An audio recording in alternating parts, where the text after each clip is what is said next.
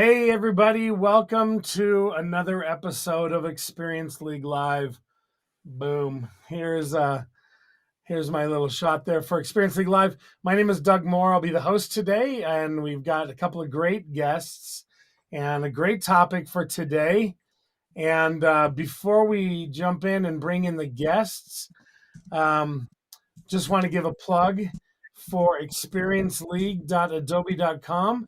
It's your one-stop shop for everything self-help, right? So we got the documentation and tutorials, and that's where you find the community and everything to get help and to learn all about the great stuff that we're going to even talk about today. So let's go ahead and bring in our guests. We will first start by bringing in Nina Caruso. Nina, come on in. Hey. You got a good crowd. Oh. You got a fan. You got a fan base. I already knew that. Glad to be back. Yeah, well, great. I know you are one of the many, you've been on many shows, so that's good. You're a repeat customer here. And first timer, we're glad to have Clayton Smith with us. Clayton, come on in. Hey. We've got some fans as well. I should have expected that as well. So welcome, you guys. Great to have you on the show today. And before we dive into the topic, just want to take a minute and introduce you to our people today watching. And so, Nina, let's start with you and tell us I don't want to get your exact title wrong. So I'm going to have you tell us, your super, powerful product marketing title, and tell the group here, what you do all day. Sure. I am a senior manager of product marketing for Real-Time CDP. What do I do all day? I talk about data and talk about it with a number of different people. So I'm lucky enough to be able to help to enable our field teams, enable our partner community. And today I get to do one of the things that I love most, which is spend time with some of our customers and get to be with smart people like yourself, Doug, and you, Clayton. Yeah. All right. Thank you. Yeah, Clayton. Tell us what you do and your title and the thing you like the best about your job. Yeah, sure thing. So I am a senior manager of product management. I'm on the CDP team, and I lead a group of product managers who are building out real-time CDP collaboration. And really what I love about my role is the cross-functional nature of working with customers to understand their pain points and to help build products that they want and need, as well as getting in the weeds with our engineers and helping design solutions to satisfy those requirements. Yeah, great. Thank you. I know we might be a little bit fuzzy today. Hopefully we'll get that. Hopefully that'll work itself out. So in any case, yeah, Nina, I want to just, get personal with your guys's your fun facts that we saw there on the lobby video. And Nina, you said that if you weren't doing this work that you're doing now, that you'd open a bakery, which is super fun. And I'd like to know, what your favorite bakery item is to bake. I think I've asked you that before, but but maybe Doug, this is why I like to come on the show, because I love talking about the fun stuff. Yeah. Data is also very fun. Talking about customer data and collaboration and moving things forward for the industry. But let's talk about muffins. So my favorite thing to make at home are muffins. Specifically, I love blueberry banana muffins. So this was like my pandemic lockdown activity was perfecting different muffin recipes, and blueberry banana are my favorite to make, and I still make them to this day. Try to make a batch of muffins weekly. Well, top of the muffin to you then. And that's awesome. Thank you, Nina. We'll have to. I'll expect some of those next time. I guess I'm out in New York. Come on out east. I'll have muffins ready for you. That's right. Okay. And Clayton, you were a young businessman. I see there on your fun fact in junior high or middle school, right? With getting those skateboards personalized and out to the masses. Yeah, that's right. I love skateboarding in my teenage years, and so no better way to test out my entrepreneurial spirit and build the thing I love. So was able to buy a bunch of skateboards and wholesale, design them to be pretty cool, and I sold them to a lot of my friends at a great deal. So that was a fun Nice. entrepreneurial. So I'm surprised that you didn't go that direction and just open a skate shop. That was my dream as a teenager. Yeah. Well, cool. Thanks, you guys. That's awesome. Let's get ready to dive in here. I think Nina, we're going to start with you, but we're going to talk about, as you guys mentioned, we're going to talk about real-time CDP collaboration today. So we're excited to talk about this new feature for the CDP.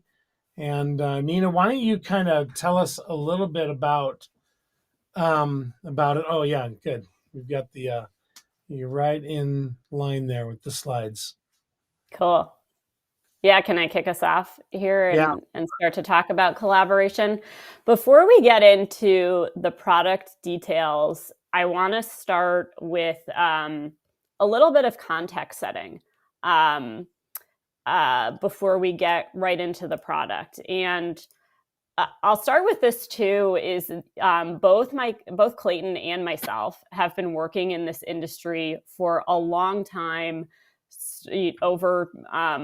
Myself, I've been at Adobe for over 10 years, working on some of the different ad tech products that we have and more customer data centric products that we have. And we've seen, especially over the course of the past 5 years, this huge shift in the industry and the problems that customers are trying to solve for. And probably I'm preaching to the choir for the audience that we have here, but I wanted to start with level setting of, what are we seeing? What are some of the challenges that we're all facing? And bottom line is that finding and growing and measuring new audiences and their impact is harder than ever. And why is that hard? Most of the internet has become largely unreachable via third-party cookies. So something we have relied on for so long as an industry to find and acquire new customers has evaporated. In addition to that, there's this huge emphasis on privacy. And probably we all feel that as consumers ourselves, of more aware of how data is being collected. We have different, there's been different events that have occurred that have, impacted how we perceive data collection and think about it. And in addition to that, when we think about this from a business perspective, what we're seeing is that decision makers have a large interest in consolidation of their IT strategy, of the tech stack, of this sense of there's been a lot of buying, there's been a number of new types of platforms that have come out, new applications, and wanting to streamline all of these. So in particular with less signals, so not as many third-party cookies to go off of, and especially that increased view of privacy, how are we all, as marketers, as practitioners, dealing with that? There's a couple of key trends that we're observing here. First is a huge focus, and we know this going back for several years now, on first-party data of companies investing in first-party data platforms, investing in first-party data strategies, and investing in first-party data activation. We've also seen a huge shift in a lot of this information we've gathered directly from our customers as well via original research is shifting to new and addressable channels. So focus on connected TV and retail media or commerce media networks as well. Essentially to go where the eyeballs are, go where you can find those addressable audiences. And then last but not least is by virtue of these different trends, there's new technology that's coming to fruition. Now practitioners are starting to use data clean rooms and using them in part to offset these or to help contend with these different privacy regulations and some of the loss of those signals, such as third-party cookies that they've relied on for some time. So let me double click on that notion of data clean rooms and really this emergence, if we kind of zoom out a little bit, of data collaboration that has this privacy-centric lens to help with marketing efforts. Because of these trends around privacy and increasing sensitivity around how data is collected by organizations, there's this huge focus on data governance and figuring out too, for organizations, what data is appropriate to expose or in most cases, not expose as well. All of these different trends that we've been talking through around privacy, around signal loss has led to this emergence of data clean rooms. So what is a data clean room? The way we think about it is it's a purpose-built, I would call it an application that's powered by privacy-enhancing technology, or PETs as they're commonly referred to, that help two or sometimes more parties interact with their data without having to centrally store data and without having to expose the underlying data. What we've seen with the emergence of technology is that oftentimes these clean rooms are being built on top of data warehouse or sometimes on top of cloud or infrastructure vendors as well. They're usually pretty technical in nature. And as you can see from this kind of quick and dirty diagram that we've built out here, it can become very complex very quickly when different brands are trying to work together and stand up these different clean room environments and trying to work across different clouds and identities and warehouses. You can see kind of all of the different mixing and matching that needs to happen. So let me double click on this, and I promise I'll get to why what we've built. But first, about what were some of the industry challenges that we identified and we were trying to solve for. So first is that when we looked at what companies were trying to do with overcome privacy regulation, overcome signal loss, figure out how to streamline technology, this is what we found, is that some of the options that they had to work with data collaboration platforms that existed is that they were very complex and very cost heavy. They required a lot of technical resources to be able to stand up and to operate even on an ongoing basis. This is very critical. There is also very limited interoperability as well for customers who were using some of these clean room or collaboration environments. They didn't work across different clouds. They didn't work across different regions. And oftentimes we're locking customers into specific data vendors, identity vendors, or even tech vendors. We also found that they were fairly slow as well. And in some cases, were introducing kind of duplicative workflows because of some of the ways that these data clean rooms or collaboration platforms operated. There was a lot of time that was required to get access to audiences that customers were looking to use. And in addition, by virtue of that too, we're introducing latency. And in many cases, as we've already hinted at too, adding a lot of costs that ultimately were eating up some of the bottom line return on investment that customers were hoping to see. And then last but not least is this focus on data privacy, which customers are looking to clean rooms in the first place to help solve for, is that customers were still needing to contend with how to figure out data sharing agreements and use of customer data across different enterprises. All right, so all of that context behind us, let's get to the meat of this. And I promise we'll get to the actual product in a moment as well. And this is why we've introduced Real-Time CDP Collaboration.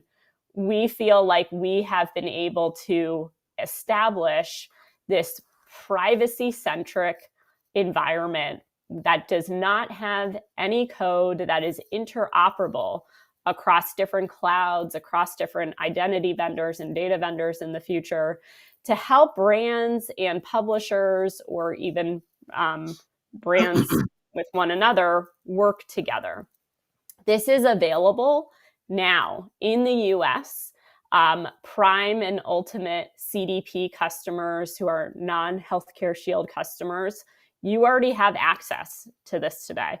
So you can start to play with collaboration to discover audiences, work with partners to activate those audiences, and in the future, bring measurement into the equation as well, and be able to work through with all of these different partners that you have in your ecosystem as a marketing practitioner, without having to understand code, without having to enter a ticket with a technical practitioner to get help to do this. You're going to be blown away in a moment when Clayton steps through the demo of how easy and intuitive this is to use. As I already mentioned, collaboration is part of our real-time CDP offering. You can, if you wanted to, you could buy it separately if you happen to use another CDP or don't even have a CDP today. But we thought it was very critical to actually embed it within Adobe's real-time CDP, because it helps our customers solve for the vision we've set out for the past several years, which is solving for complete customer data management. So we've had for some time all of this focus on known and pseudonymous data, first-party data that you're collecting directly from customers, third-party data signals from your partners. We introduced about 6 months ago the opportunity to federate data from data warehouse partners, put all of this together into these actionable profiles in real-time audiences, and then activate it all throughout the life cycle of the customer. So using it in advertising channels and own channels, being able to send it back to enterprise systems. And with collaboration, it really greatly enhances that top of the funnel capability to work across paid media and ultimately help to power that full journey activation. That is the vision of our CDP, and what we see as the vision of our customers of wanting to manage all of that intelligent activation end to end. What you'll see from Clayton in a moment, getting back to collaboration specifically, is a couple of different use cases. But I wanted to highlight these specifically is that what we see customers starting to use collaboration for today is for brand to publisher relationships. So an example here is Adobe.com as a brand working with NBC Universal, for example, as a publisher. The brand is wanting to access, find, and ultimately activate premium audiences to help power their advertising. And on the publisher side, they're making their audiences and some of their insights accessible to brand partners to help deepen and continue to fuel those advertising partnerships.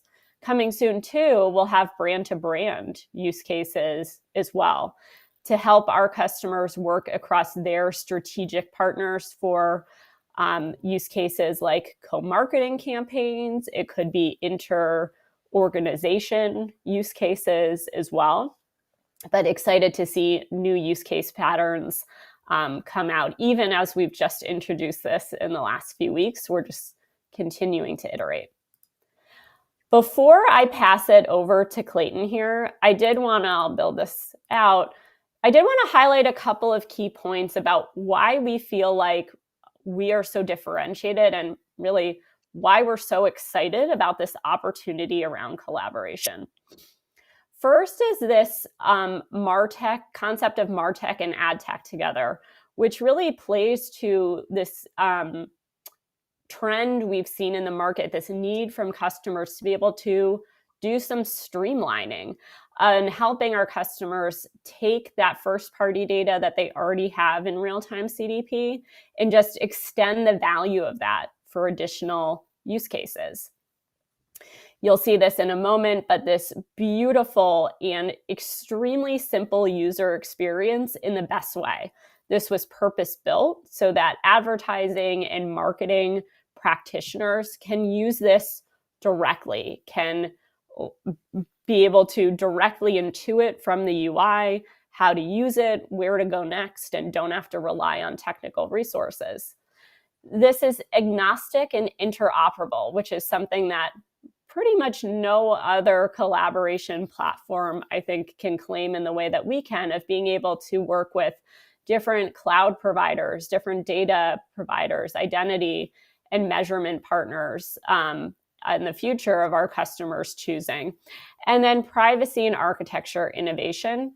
You'll be able to see in a moment that collaboration can produce these audience insights in near real time, and doing so without moving any underlying customer or identity data.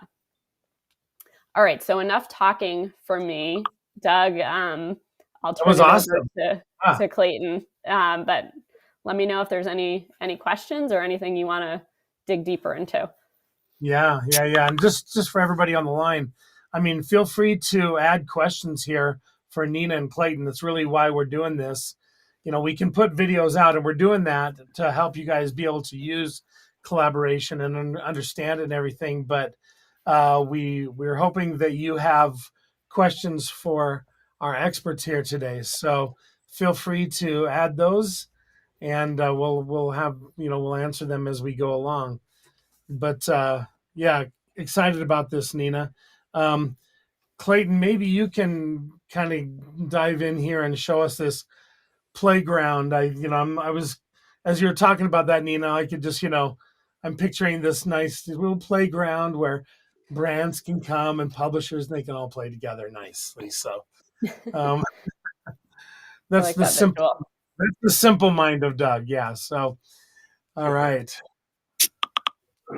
Perfect. Well, let me start from the top. I know so many of you here today actively leverage Adobe Experience Platform, or someone in your team does. So I wanted to spend a little bit of time talking through how you get going in the application, and then I'll do a demo of all the features and functionality, so you get a little bit of a taste around what we built. So what I want to show first here is Real-Time CDP Collaboration can be accessed as part of an Adobe Experience Platform application in the 9 dot up here, or in your application quick access location. This can be found by providing role-based access controls through an admin can provide these to you.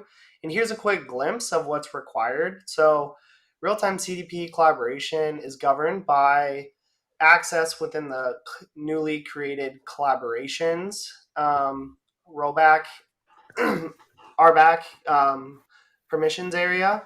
And there's a wide variety of permissions that you can assign to different users in your organization. So for power users who can do it all, they can manage, they have the manage permissions. But if you also want to give access to maybe less technical users or a media agency, we have the ability just to provide read-only access. So we have some great documentation and videos on this that Doug created. that you could dig into, but I just wanted to show a quick glimpse of this permissions layer. Yeah, we do, and I will put I have a short link too, um, to the videos for this. It's by just FYI, it's adobe.ly/collaboration learn. But I'll put that on here later on as well. So I have some videos there, including, like you said, the permissions. Perfect. Thank you, Doug. Can I jump in with a question real quick? Because we got a few Go coming for it. in, and let's take this first one from, I don't know. I guess it's Mitchbed G. Will there be integrations with Databricks? Yeah, it's definitely on the roadmap for us to be integrated to all cloud warehouses as part of this. Absolutely. Yeah, great. And Nina, maybe for you, Carlos says, do brands need to have a real-time CDP license to use this? I think you talked about that a little bit, just so maybe a recap. Yeah, definitely. So the answer is no, you do not.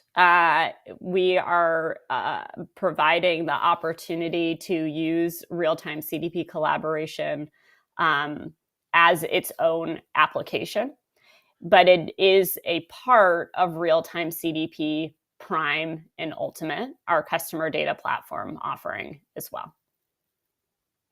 Great. Let's walk through a little bit. I mean, well, let's do this. We'll have Jennifer's question here, and then Clayton, you can tell us if it's going to, be answered if you want to answer it now. And that's for clean rooms with media partners. Is campaign measurement part of the collaboration function? Yeah, and we'll talk about that a little further in the demo, but yes, absolutely. That's a critical part of our strategy and product development. Great. Awesome. Thank you. Yeah, let's forge onward. Thanks everybody for your questions. Keep them coming. Perfect. Thank you all. Yeah, so what you see here is the shell of the real-time CDP collaboration application area. And what I wanted to quickly walk everyone through is getting set up in the organization itself. And so if anyone comes in to collaboration for the first time, they'll be prompted with this organization setup screen. And so I wanted to quickly describe sort of what this is, in case any of you have faced this today. So the goal of collaboration, as Nina mentioned, is to be able to interface and interact with any of your strategic media partners or other partners for co-marketing.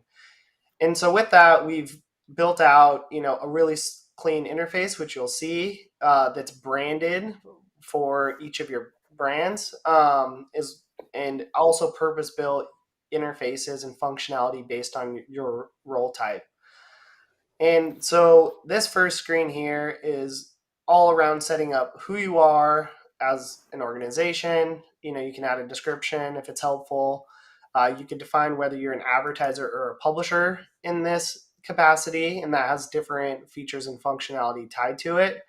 And also for some folks who do have different lines of business who may act as an advertiser and a publisher, you have the ability to create multiple collaborator profiles within collaboration itself. You can add a logo here, and we have some generic header images, and you'll see what this all looks like. But I really just wanted to call out that all these things, can be edited after you create it, and no one has access to see anything until you start working with them. So then the end result of creating that profile looks like this. So in this demo, I'm going to walk through all with mock organizations. Both in this case, I'm acting as an advertiser who's called Luxury Airlines, and I'll be working with some various sample publishers as well here. But what you see here is the landing page for your organizational profile, where you can obviously edit anything about your profile after it's created, as well as define what use cases that your organization feels comfortable working with within the application with any of your partners, and define the various match keys that we'll use for the collaboration efforts. In this a sample right now, we're only supporting hashed email throughout the demo. And then over time, we're increasingly offering more match keys across the different ecosystem, both first party, device based, and partner based in the future. The next thing I want to walk through is all around getting audiences referenced in the system so you can work through the predefined use cases, which we'll get to in a moment. So if you're a CDP customer specifically, this is very easy to get going and to manage. And so what you see here is all around the audience inventory page to see the variety of audiences that you made available within the collaboration environment for action. But in order to add more, I'm going to quickly go through the workflow and describe a little bit around how this works. So we have a construct called a data connection, and a data connection is really a pointer to wherever your audience data will be in this case. Right now, it's fully self-service, pulling data from Adobe Experience Platform, and then we're increasingly offering more self-service capabilities from cloud storage locations. We already have a variety of folks working with data, not in AEP, and we're just finalizing building out all the UX workflows right now. But assuming many of you are interested in referencing data from Adobe Experience Platform, it's very easy to get set up in honestly just a few minutes. So first you will pick one or more sandboxes to reference data from. I've already grabbed one from Sandbox 1 called Publisher 1, but now I want to also bring audiences from another sandbox called Digital Production. The second part here is all around data governance and consent management. So obviously with anything around targeted marketing or collaboration overall, we want to make sure that everything is fully consented and honored and governed properly before any data is leveraged in this environment. And so for CDP customers today, we allow and will honor any data marked with data science or data collaboration marketing actions. We'll filter that out on the way in, as well as honor your consent preferences. So if you're leveraging a variety of consents tied to your unified profiles, we can honor an opt-in setting where we are only looking at folks who've opted in to collaboration, or we're only excluding folks who've opted out. If you're managing this outside of that, then you can just select the bottom button here that says the data is pre-filtered. Next is all around mapping the underlying data or identifiers to the supported match keys. And so one of the big innovations we have here compared to segment match, which many of you are familiar with, is we can work with identifiers that are in identity namespaces or even profile attributes. So this has been a historical blocker here, but we're giving you more flexibility to bring your data to the table. So in this case, what I'm showing here is Luxury Airlines only has plain text email in their CDP profiles, but we only support hashed identifiers in the system. And so what we offer is for you to apply transformation, and we will actually transform that data into hashed identifiers before it's available in collaboration. Nice. Cool. And then after you get through the initial setup, it's pretty simple. You have the ability to select one or more audiences that you'd want to make available, and then click go. And after that, we'll kick off a schedule to reference the data as you determined. And now you can start collaborating with partners. So I'll stop there if there's any questions. If not, I'll keep going. Yeah, I mean, keep going. We don't have any new questions, so Great. people feel free to ask them. But yeah, in the meantime, Clayton, we'll keep going with this. So that's all just kind of a setup, right? Obviously, setting up your organization is kind of a one-time deal, unless like you mentioned, unless they want to be able to have more than one, I guess organizational setup in there. If they are, you said if they reference, if they work with different, work in different capacities. I guess I didn't maybe say that right, but when maybe explain again, when would they want more than one organizational setup? Yeah. Very often it'll be if you have multiple lines of business. So you could have different marketing groups within one parent company, for example, who manage their media budgets and audiences separately. Like Or maybe you a can have, CPG company, like as an example, that's like a a big great example. conglomerate. Yeah. Okay. Yeah, or even a media publisher who has, an ad sales branch as well as a marketing branch. And if by chance they, manage data out of one AEP instance, they have the ability to have that clean separation of profiles and partners. Okay, cool. And so that you'd kind of set up once, and then the audiences you're gonna, set up kind of, all the audiences from in this case, in the sandbox that you want to bring in and use here. And then from there on out, is it more things that we're going to do more like every day instead of a setup? Yeah, exactly. So once you get through the initial kind of configuration, then it's all around managing your partners and any new audiences that you want to bring in or remove, which can all be done in really 2 clicks to add new audiences or remove any of them. Great. Yeah, let's keep going then. Perfect. Okay, great. So the next part of the process is being able to discover and connect with more partners. So again, Lux Airlines in this case is acting as an advertiser. And so what we've built out is a partner catalog. And so if you log into, your collaboration instance, you'll see some of our initial streaming TV partners readily available to connect with. And so I'll quickly walk you through what that looks and feels like in this demo org. So to connect with a partner, there's really a two-step process. Step one is you click a button here that says connect, which really sends just a handshake that says, hey, partner, in this case, I want to work with you. Are you interested? Um, on their side, they'll get that inbound request and they can accept it or reject it. But at that point, it's a great natural way to start having a conversation with the partner. And then assuming that they've accepted like your handshake or friend request, then you could define really the ways that you would like to work in the collaboration environment with a partner.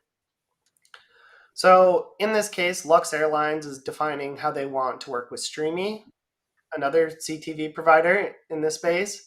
You can edit what use cases that you would like to work with. So we have 3 predefined use cases today: audience overlaps, audience activation, and campaign measurement.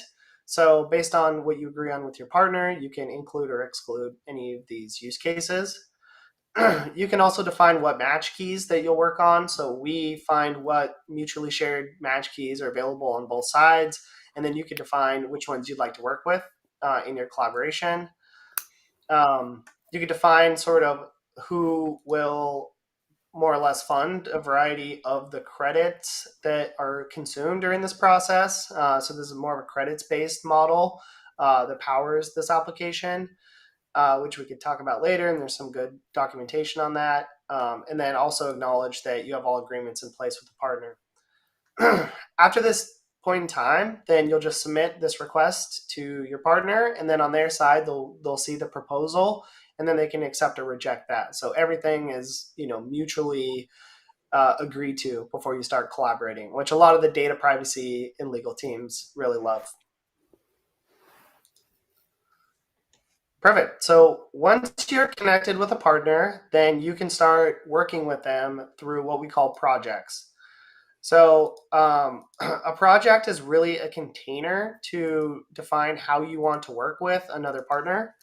So in this case, Luxury Airlines wants to work with TV2 Streaming Plus to build out a new media campaign in Q2. And so let me just quickly add what this is. So you can add it in edit, the title of it, which is often going to be surrounded around a marketing or media campaign. You can add a description. And over time, we're going to be adding more fields here to really create a canvas for any advertisers, publishers, or their other partners to work together in a contained way. So once a project is created, then you can start collaborating. So again, as I mentioned, we have 3 pre-built use cases right now with many more coming down the pike, but I'll walk you through what they look like today. So the first use case is all around audience overlap insights. And so what we've done here, powered by our innovative architecture, is we allow luxury airlines in this case to look at any of the audiences that they have referenced into the system against any of the audiences that their partners made available to them specifically in the application. And so this is really useful for a variety of reasons. So one, it will allow you to better understand sort of who your customers are in the context of your partner's environment, which can help inform marketing strategies, advertising strategies more. But also it can help you understand what audiences your partner may have that you may want to leverage as well as sort of second party data to power a co-marketing campaign, for example, or an audience-based TV buy. And that's where we've seen a lot of great success so far.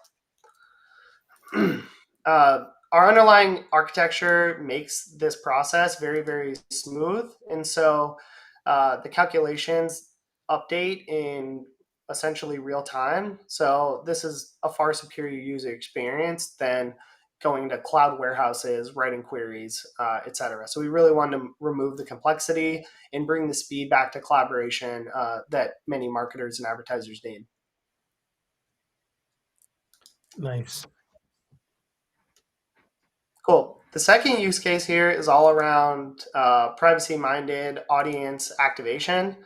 And so we really, in just a few clicks, you have the ability to select one or more audiences and be able to activate those to a partner where we will only find the mutually shared IDs post-consent filtered on both sides and really, enrich whoever receives the audiences back to them in their own environment. So you're not sharing any incremental identifiers or any of your own identifiers at all.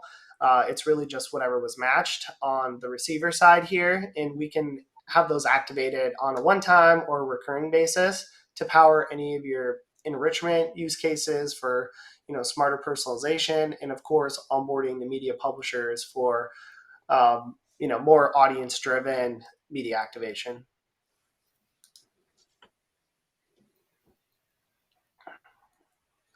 Great. So with just a few clicks, I've really set up a feed similar to a CDP destination with obviously different underlying functionality to unlock the shares. If you're a CDP customer coming soon, we'll also have the ability for you to bring that data back into CDP as sort of an external audience. And then over time, we'll have the ability to actually drop any of these, mutually shared audiences to external platforms like social, DSPs, etc. Yeah, great. And yeah, sounds good. Are there any questions, or should I keep going? There is one. Yeah, you were talking about IDs, and I think this is good to have from Moharan. Is there any integration available for third-party data mapping? For example, Audience Manager, Adobe Audience Manager has a Demdex ID that can be mapped to any brand using Adobe services. Yes, that is a great question. So yeah, that is something that we are planning to release in the application probably next quarter. But yeah, that's top of mind for us is to better support working with Demdex IDs as well as other partner IDs as Nina mentioned. So we'll be increasing the match keys that are eligible here. Really every month we'll be adding more on. That's great. Thanks. Okay. You had one more up there for us. One more, yeah. So it's all around campaign measurement. And so obviously, for the media planning and activation use cases and more, if you're getting deeply connected with a partner, being able to actually measure the outcomes in a more privacy safe way and in a deeper way is the key traditional use case with data clean rooms. That's where a lot of folks have started. I think we've massively innovated by bringing more of the audience use cases in here and making it simple. But of course, measurement is where a lot of the power is. So I'll walk you through what we have live right now. And so when you're connected with a partner, you can actually input a variety of parameters around your advertiser ID and campaign IDs, as well as your campaign date range. And then we will actually, in an automated way and in a scheduled way, be able to pull some metrics for your campaign measurement. So right now in the UI, we are working with a variety of the publishers that we support to have reach and frequency metrics, which are things like impressions, unique reach, all calculated kind of at the person level, as well as interesting things like frequency distributions, cumulative reach curves, and more. But really, what we're releasing in the next 2 months is where the power comes in, and we're already doing this in a beta capacity. Is we're allowing advertisers to be able to point to any online or offline event data that they may have in AEP or outside of AEP as and define those as conversion events. And then we will orchestrate running those against publisher ad log data to help you better understand the impact of your campaigns. So that's something that we've already done with a lot of the campaigns that we've ran through this today in our beta program, and then it'll soon be available in the production application in the next few months. But that's really where we're seeing that mass incremental value is using audiences to plan, a simple way to onboard them directly, and then be able to close the loop and measure using a variety of offline and online outcomes. And then I think where this gets really powerful is eventually being able to tie more audience insights to your campaign performance to better understand the next best audience that you'd like to use in your campaign. Nice. Yeah, great. It looks like we have one more question from Jennifer. For the brand to brand use cases, will the available destinations for activations be the same as real-time CDP?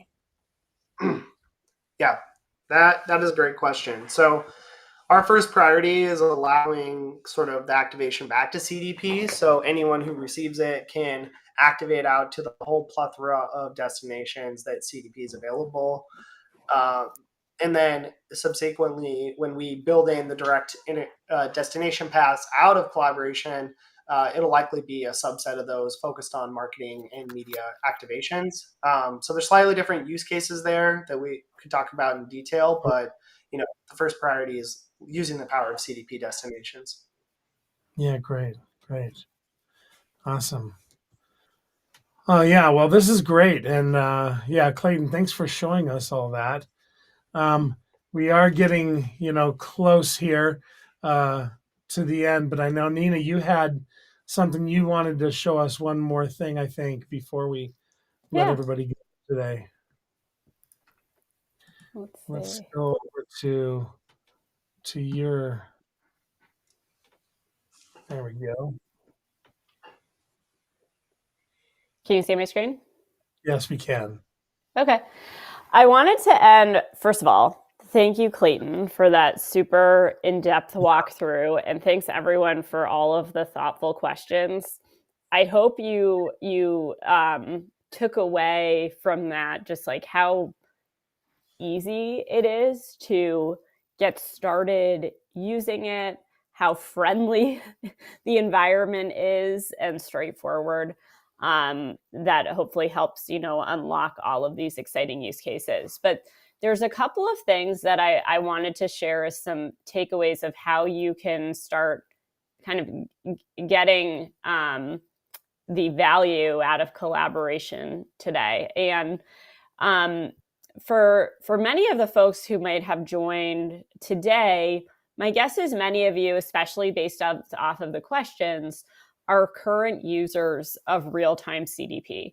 And for those of you, what I want to say is that what's important with collaboration is to get your advertising teams, your media teams, and brand sponsorship teams involved and up to speed on this. We know that folks who are maybe in marketing operations or in a MarTech role are oftentimes the primary user and owner of the CDP, but collaboration is a different persona. So get those teams involved, send them this recording, send them the link that was dropped in for Experience League so they can start to understand what this is. The other big takeaway that I wanted this all of the folks on the line to understand is that this is enabling you to take your first party data and extend the value of it. Have that first party data that hopefully you've had been working on a strategy to collect and organize and do more with it. This is a huge value proposition of collaboration. One last thing that I wanted to call out for our real-time CDP customers is, again, hopefully the time today paid off the value of collaboration, paid off how easy it is to get started. Onboard this, start to use it. And by the way, when you log in, you'll see that you have free credits at your disposal. So credits being kind of the currency that we use in collaboration, we are providing you some initial credits for free to start testing this out, run a campaign. Recommend if you're in the US and a real-time CDP Prime or Ultimate customer, use those free credits now. So that's my quick plug. Nice. Yeah, great. Great. Let's go back to the three of us here, I think. One more quick question from Moharan. Can the first party data be exported as conversion events, not retargeting, but converting events into Google, Meta, etc.? Is this an out-of-the-box integration? Yeah, so exporting any raw data is not immediately part of the roadmap here. I know that there's some work on destinations to better enhance this, but there have been some questions, and we are working on integrations with some of the walled garden providers. So maybe something like that comes down the line, but not today. Awesome. Great. Yeah, thanks for that question. Thanks everybody for your questions today. Before we leave, before we let you guys go, we have one more segment that we like to do at the end of each show.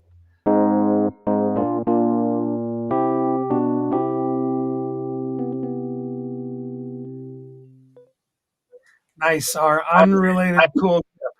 Now that you've learned all about collaboration, we need to give you one more tip that you can use in your life that is even not related to work at all. So I have this one for today.